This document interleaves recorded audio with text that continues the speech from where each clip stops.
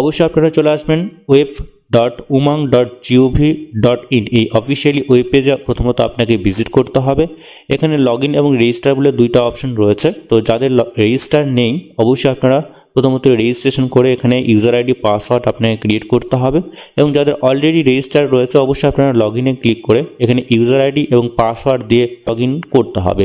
এই কিন্তু এই ধরনের ড্যাশবোর্ড আপনাদের সামনে চলে আসবে। তো এখানে সার্চের একটা অপশন রয়েছে। তো বিভিন্ন ধরনের সার্ভিস এখানে রয়েছে, গভর্নমেন্ট সার্ভিস রয়েছে। সেই এখানে সার্চ বারে এসে অবশ্যই আপনারা টাইপ করবেন MGNREGA, দেন আপনারা এই সার্ভিসে ক্লিক করে দেবেন। এইখানে ক্লিক করা মাত্র পরবর্তী যে স্টেপ রয়েছে সেই পরবর্তী স্টেপে আপনাকে নিয়ে যাওয়া হবে, অর্থাৎ এই ধরনের পেজ আপনাদের সামনে চলে আসবে।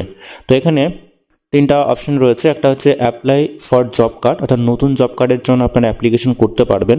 এখানে ডাউনলোড জব কার্ড রয়েছে, যে কোনো স্টেটের জন্য কিন্তু আপনারা জব কার্ড ডাউনলোড করতে পারবেন। এবং এখানে ট্র্যাক জব কার্ডের স্ট্যাটাস আপনারা চেক করতে পারবেন, যে আপনার জব কার্ড যদি আপনি অ্যাপ্লিকেশন করে থাকেন সেই রেফারেন্স নাম্বার দিয়ে খুব সহজে আপনি চেক করতে পারবেন যে আপনার স্ট্যাটাস কী রয়েছে।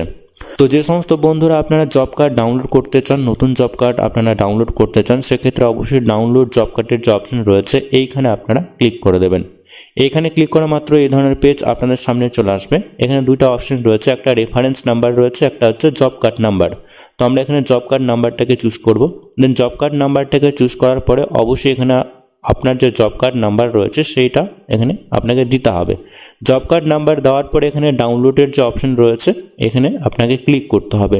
ডাউনলোডের অপশনে ক্লিক করা মাত্রই সাকসেসফুলভাবে আপনার যে জব কার্ড সেটা ডাউনলোড হয়ে যাবে, এবং খুব সহজেই কিন্তু এই জব কার্ড প্রিন্ট আউট নিয়ে আপনারা সমস্ত ধরনের কাজে ব্যবহার করতে পারবেন।